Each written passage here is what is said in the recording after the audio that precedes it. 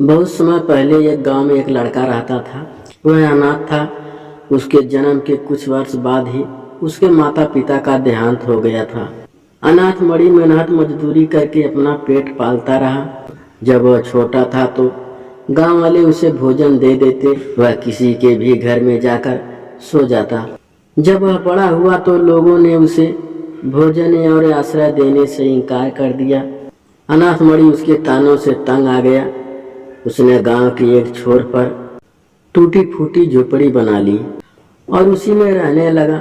दिन भर खेतों में काम करता और शाम को स्वयं खा पीकर झोपड़ी में पड़ा रहता। इसके अलावा उसका गांव वालों से कोई और नाता नहीं था। एक बार गांव में एक भयंकर राक्षस ने उत्पात मचा दिया।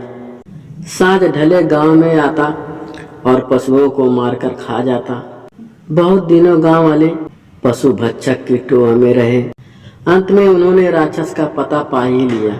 वे सब अस्त्र शस्त्रों से लैस होकर पशुओं के बाड़े में छिप गए।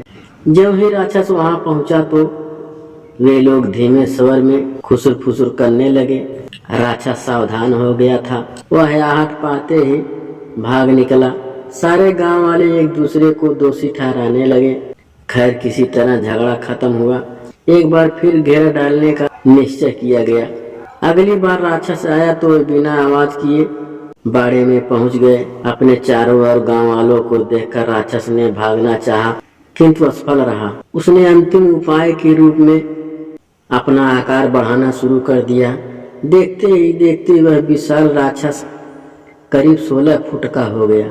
गांव वाले वीर थे, उन्होंने हिम्मत नहीं हारी। वे तलवारों और बल्लमों और लाठियों से उस राक्षस को ताबड़तोड़ मारने लगे। राक्षस दुम दबाकर भाग गया। सारे गांव वाले चिल्ला रहे थे, मारो मारो, आज इसे छोड़ना नहीं, फिर ना खा सके हमारे पशु कहीं। राक्षस ने भागते भागते अपना आकार अंतिम सूक्ष्म बना लिया। गांव वाले बहुरूपिया राक्षस का लगातार पीछा कर रहे थे। राक्षस ने जोर जोर से फूंक मारी तो तेज आंधी चल पड़ी। मैदान की मिट्टी उड़ने से चारों ओर धूल ही धूल हो गई। मौके का फायदा उठाकर राक्षस मणि की झोपड़ी में जा पहुंचा। उसने मणि से विनती की, मुझे गांव वाले से बचा लो, वे मुझे मार डालेंगे। मणि भी लाठी उठाकर उस राक्षस पर झपटा, किंतु राक्षस की दयनीय मुद्रा पर उसे तरस आ गया। उसने मन ही मन सोचा, यदि मैं राक्षस का साथ दूं तो इसके जरिए गांव वालों से अपने अपमान का बदला ले सकता हूं। मणि ने झट से हामी भर दी। झोपड़ी तो सुरक्षित न थी। राक्षस एक मक्खी के रूप में मणि के मुंह में चला गया। गांव वाले वहां पहुंचे तो मणि को देखकर पूछा, क्या तुमने किसी राक्षस को देखा है? मणि ने साफ इनकार कर दिया। सभी गांव वाले अपना सा मुंह लिए लौट गए। मणि ने उनके जाते ही राक्षस को पुकारा, अजी बाहर आओ, मैं तुम्हारे काम आया, तुम भी मेरे काम आओ। पेट में से राक्षस मक्खी ने उत्तर दिया, हम तो यही मौज मनाएंगे, कभी बाहर नहीं आएंगे। मणि के पांव तले जमीन खिसक गई। कहाँ तो वह राक्षस से मदद लेने की बात सोच रहा था, कहाँ वह राक्षस उसके ही पीछे पड़ गया। मणि ने सोच विचार कर ओझा के पास जाने का विचार किया। उसने ओझा को सब कुछ साफ साफ बता दिया। ओझा क्रोधित हो उठा। गांव वालों के साथ गद्दारी करने वाले मणि से उसे कोई सहानुभूति न थी। मणि जोर जोर से रोकर माफी मांगने लगा।